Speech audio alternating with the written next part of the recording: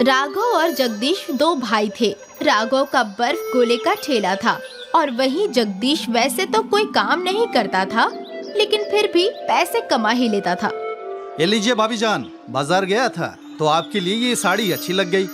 साड़ी तो बहुत अच्छी है, लेकिन भाईजान आपके पास पैसे कहाँ से आते हैं? अब ये सब आप मत पूछिए, ऊपर वाले का करम है। मैं तो जिंदगी में शॉर्टकट ढूंढता हूँ, शॉर्टकट, और मैं वैसे भी बहुत अमीर बन जाऊंगा। तभी राघव घर पहुँचा। शॉर्टकट से तू भले ही अमीर बन जाएगा, लेकिन उन पैसों से तू कभी खुश नहीं रह पाएगा मेरे भाई। भाईजान, आप हमेशा ये सब बोलते हैं, क्या मिल जाता है आपको इतनी ईमानदारी करके? इतने सालों से आप क्या कर पाए हैं? जगदीश अक्सर ऐसी बातें करके अपने बड़े भाई का मुंह बंद कर देता था। राघव सही था, लेकिन क्योंकि उसे भी अभी तक कामयाबी नहीं मिली थी, इसलिए वो भी अपने भाई को कुछ बोल नहीं सकता था। राघव निहायत ही ईमानदार था। वो फिल्टर पानी का बर्फ खरीदता था और बर्फ गोले में डालने वाले जूस भी बेहतरीन किस्म के खरीदता था।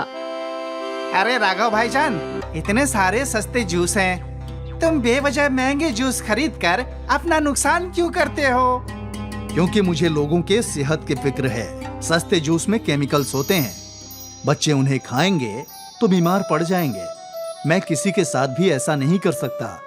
हाँ हाँ, तुम तो ईमानदार हो। लो, आपने महंगे वाले जूस और फिल्टर वाला बर्फ। राघव कभी भी दुकानदार की बातों में नहीं आता था। राघव का बर्फ गोले का ठेला स्कूल के बगल में लगता था। स्कूल छूटते ही बच्चों का हुजूम राघव के ठेले पर लग जाता था। चचा जान, मुझे येलो वाला, मुझे रेड वाला, मुझे ग्रीन वाला चाहिए, और मुझे ब्लू। अरे अरे अरे, सबको मिलेगा।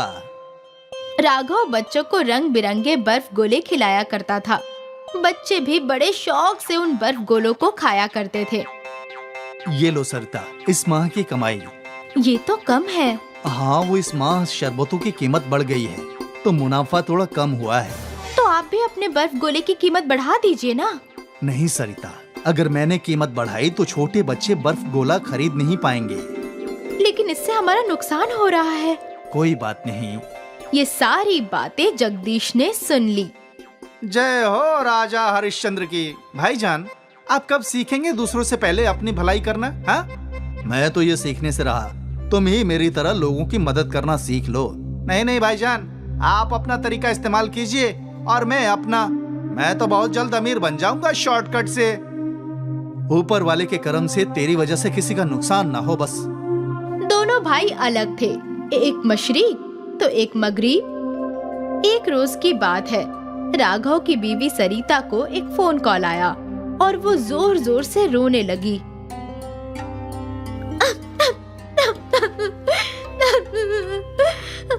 क्या हुआ सरिता? भाभी जान, क्या बात है?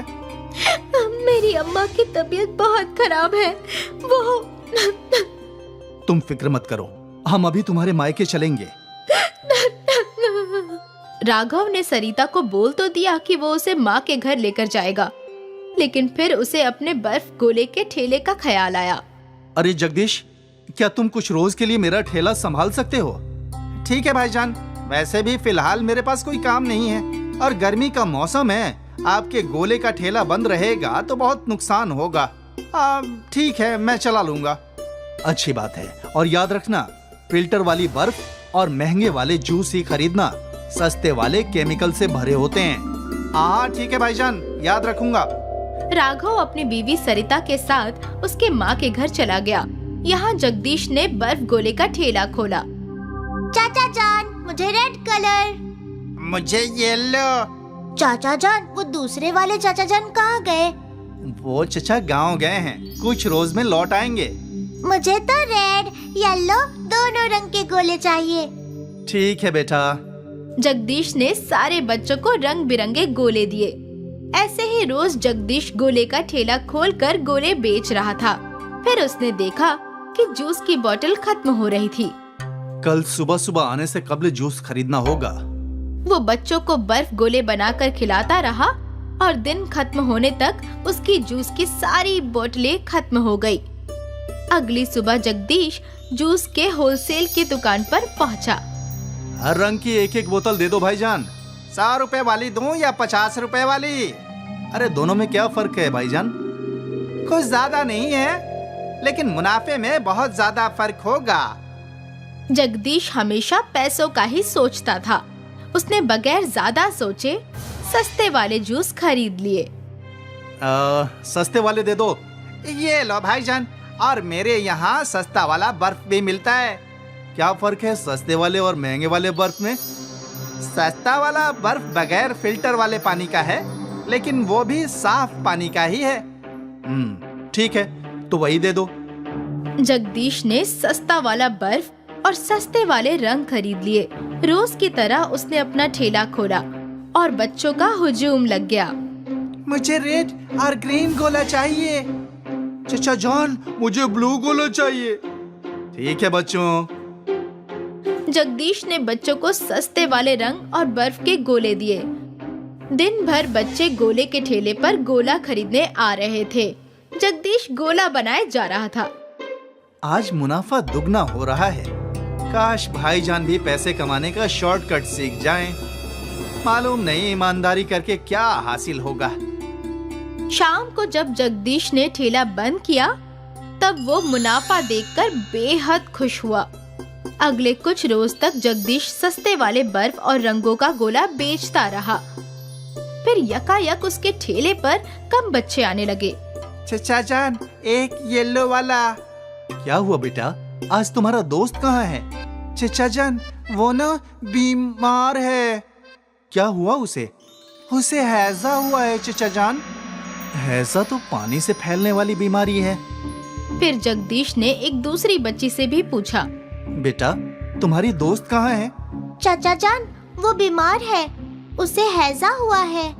अब जगदीश डर गया। कहीं इन बच्चों को हैजा मेरी वजह से तो नहीं हुआ? सस्ता वाला बर्फ आलूदा तो नहीं? वो उलझन में था। उसे डर भी लग रहा था कि हैजा उसी की वजह से फैला होगा। उसने फौरन अपने भाई को फोन लगाया। भाईजान, मुझसे एक गलती हो गई। क्या हुआ? मैंने आपकी बात नहीं सुनी और सस्ती वाली बर्फ और जूस खरीदा, और भाईजान शायद मेरी वजह से बहुत सारे बच्चों को हैजा हो गया। क्या? अब मुझसे समझ में नहीं आ रहा कि मैं क्या करूं। मैंने तुझे मना किया था ना ये सब करने से। अब देख, तेरी वजह से मासूम बच्चे बीमार हो गए। मैंने ऐसा कुछ नहीं सोचा था भाईजान, मुझसे गलती हो गई। अब मैं क्या करूं? सबसे कबल वो सारे जूस और बर्फ फेंक दो, और आइंदा से कभी भी ऐसा मत करना। हाँ ठीक है भाईजान। जगदीश ने सारे जूस और बर्फ नाली में फेंक दिए। उसे बच्चों के बीमार होने का अफसोस हो रहा था। आज के बाद मैं कभी भी ऐसा कुछ नहीं करूंगा जिससे किसी को भी नुकसान हो। अरे थोड़े से लालच की वजह से बच्चे बीमार हो गए। आइंदा मैं कभी भी लालच नहीं करूंगा, मैं ही शॉर्टकट ढूंढूंगा। जगदीश के ख्यालात ही बदल गए। हमेशा पैसों के बारे में सोचने वाला और शॉर्टकट ढूंढने वाला शख्स अब ईमानदारी के रास्ते पर चल पड़ा। गांधीनगर नाम का एक छोटा सा गांव था। गांव में एक बड़ा बाजार लगता था और बाजार में अक्सर मजमा लगा रहता था। गर्मियों के मौसम में ये सारा मजमा बलदेव की पेप्सी की दुकान पे लगा रहता था। अरे बलदेव चाचा जान, मुझे नारंगी वाली पेप्सी दे दो, मुझे पीली वाली। और मुझे सुर्ख वाली। बच्चे हो या बड़े, सभी को बलदेव की पेप्सी बेहद पसंद आती थी और बलदेव पूरी ईमानदारी से पेप्सी बनाया करता था। फिल्टर वाला पानी, साफ चीनी और साफ सुथरे तरीके से वो जूस बनाकर उन्हें प्लास्टिक की थैलियों में भरा करता था। बलदेव की 1 रुपए वाली पेप्सी बहुत फरोख्त हुआ करती थी। कुछ ही देर में उसका सारा माल खत्म हो जाया करता था। अरे चाचा जान, पेप्सी है क्या? नहीं बेटा, सब खत्म हो गए, अब कल आना। बलदेव की दुकान के रूबरू पवन की दुकान थी। पवन आइसक्रीम फरोख्त करता, लेकिन गर्मी होने के बावजूद उसकी आइसक्रीम फरोख्त नहीं हो रही थी। मालूम नहीं ये बलदेव अपनी पेप्सी में क्या मिलाता है जो सारे गांव वाले सिर्फ इसी की पेप्सी पिया करते हैं।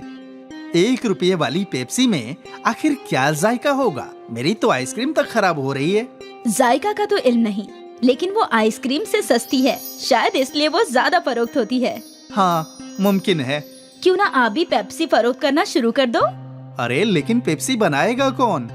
पेप्सी बनाने की क्या जरूरत है? बाजार में कई सारी कंपनियां पेप्सी फरोख्त करती है, आप भी उनसे खरीद कर फरोख्त कर सकते हो। सोच लो, काफी मुनाफा होगा। वैसे तरकीब तो अच्छी है। कल ही शहर जाकर ढेर सारी पेप्सी खरीद लाता हूँ। ठीक है। अगली सुबह पवन शहर से ढेर सारे जूस वाली पेप्सी ले आया और उसने वो सब अपने फ्रिज में रख दिए। अच्छा किया, अब बाहर एक तख्ती लगा दो कि यहाँ पेप्सी मिलेगी।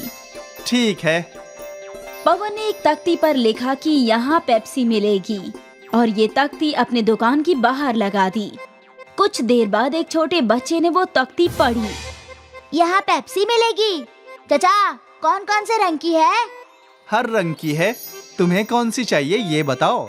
मुझे तो एक पीली वाली और एक नारंगी वाली चाहिए। पवन ने उस बच्चे को 2 पेप्सी के पैकेट थमा दिए। वो बच्चा वहीं खड़े खड़े पेप्सी पीने लगा। ये तो बढ़िया है, मजा आ गया। ये लो, एक और पेप्सी मेरी तरफ से मुफ्त। जाकर अपने दोस्तों को भी इत्तला करना, मेरी दुकान में पेप्सी मिलती है। हाँ चाचा जान, जरूर इत्तला करूँगा। और पवन की ये तरकीब काम कर गई। वो बच्चा दौड़ते हुए गांव में गया और कुछ देर बाद अपने कुछ दोस्तों के साथ लौटा। यही वो दुकान है। मुझे भी 2 नारंगी वाली चाहिए और मुझे 3 सुर्ख वाली। पवन ने सबको पेप्सी दे दी और बस तब से कई लोगों ने पवन की दुकान से पेप्सी खरीदी। आज तक गांव वालों ने बस बलदेव की ही पेप्सी चखी थी, लेकिन आज उन्हें कंपनी का जायका अच्छा लगने लगा था। अरे वाह, ये काले रंग वाली पेप्सी तो मैं पहली मर्तबा पी रहा हूँ। और भी कई जायके हैं, नींबू पानी, काला खट्टा, नारंगी, गुलाब। वाह, बहुत खूब। अब तो रोज अलग अलग जायके चख सकते हैं। पवन के पेप्सी फरोख्त करने की वजह से बलदेव की दुकान पर खरीदारों की कमी हो गई थी। मुझे थोड़ा सब्र से काम लेना होगा। पवन ने नई नई पेप्सी बनानी शुरू कर दी है। इससे गांव वाले उसकी दुकान पर जा रहे हैं, लेकिन मुझे यकीन है कि वो सब लौटेंगे। बलदेव खुद को तसल्ली दे रहा था। अगले कुछ रोज तक पवन की दुकान पर पेप्सी के लिए मजमा लगा रहा और यहाँ बलदेव का कारोबार कम हो गया था। गांव के सरपंच बलदेव की दुकान पर आए। क्या हुआ बलदेव, आज परेशान मालूम होते हो? अब क्या बताऊं चचा जान, पवन शहर से पेप्सी लाकर फरोख्त कर रहा है। अब तो मेरे खरीदार कम हो गए हैं। कोई बात नहीं, ये बस कुछ ही रोज की बात है। किसी भी नई चीज के पीछे गांव वाले दौड़ पड़ते हैं। तुम्हें तो इल्म है, सब्र रखो, सब दुरुस्त हो जाएगा। और मुझे यकीन है तुम्हारी पेप्सी शहर की कंपनी वाली पेप्सी से बेहतर ही होगी। अब एक काम करो, मुझे 50 पेप्सी दे दो। आज शहर से मेरे पोता पोती आ रहे हैं। ठीक है चचा जान। बलदेव ने सरपंच जी को 50 पेप्सी दे दिए और वो खुशी खुशी वहाँ से चले गए। बलदेव अभी भी मायूस था। सरपंच जी अपने घर पहुँचे और उन्होंने अपने पोते को एक पेप्सी दी। अब्बा, ये पेप्सी अच्छी नहीं होती है। इनमें इतनी मिलावट होती है जिससे बच्चे बीमार पड़ जाते हैं। बेटा, ये पेप्सी हमारा बलदेव खुद बनाता है, बगैर मिलावट, साफ तरीके से। इसे तो हम कई सालों से पी रहे हैं, अभी तक तो कोई बीमार नहीं हुआ। देखो जरा, सरपंच जी ने एक पेप्सी अपनी बेटी को दे दी और उसने वो चखी। वाह अब्बा, ये तो काफी उम्दा है। सरपंच जी के घर आए हुए सारे मेहमानों ने वो पेप्सी पीनी शुरू की। कुछ ही देर में सारी पेप्सी खत्म हो गई। अब्बा, आपने ये कहाँ से ली? मैं थोड़ी और ले लेती हूँ। बाजार में तुझे बलदेव की दुकान नजर आएगी, जिसमें बड़ा फ्रिज होगा। उसी की दुकान से मैं लेकर आती हूँ। नेहा बाजार पहुँची तो वो बलदेव और पवन की दुकान में कंफ्यूज हो गई। उसे समझ नहीं आ रहा था कि कौन सी दुकान है। शायद जिस दुकान पर मजमा लगा है, मुझे वहीं जाना चाहिए। नेहा पवन की दुकान में गई मुझे 20 पेप्सी देना। जैसे ही पवन ने फ्रिज से पेप्सी की पैकेट निकाली तो नेहा ने इनकार कर दिया। नहीं नहीं, ये नहीं चाहिए। लेकिन अभी तो आपने 20 पेप्सी मांगी। हाँ, लेकिन ये केमिकल वाली नहीं चाहिए। वहाँ खड़े एक शख्स ने नेहा से पूछा। बहन, इस पेप्सी में कौन सा केमिकल है? ये पेप्सी शहर के कारखानों में बनती है। वहाँ इन्हें बनाने के लिए कई सारे केमिकल्स का इस्तेमाल करते हैं जो नुकसानदेह है और जिससे बच्चे बीमार पड़ सकते हैं। अगर ऐसी बात है तो तुम यहाँ पेप्सी लेने क्यों आई? मैं तो यहाँ वो पेप्सी लेने आई थी जो इसी गांव में बनती है। अच्छा, तो आपको बलदेव भाईजान की पेप्सी लेनी है? उनकी दुकान सामने है।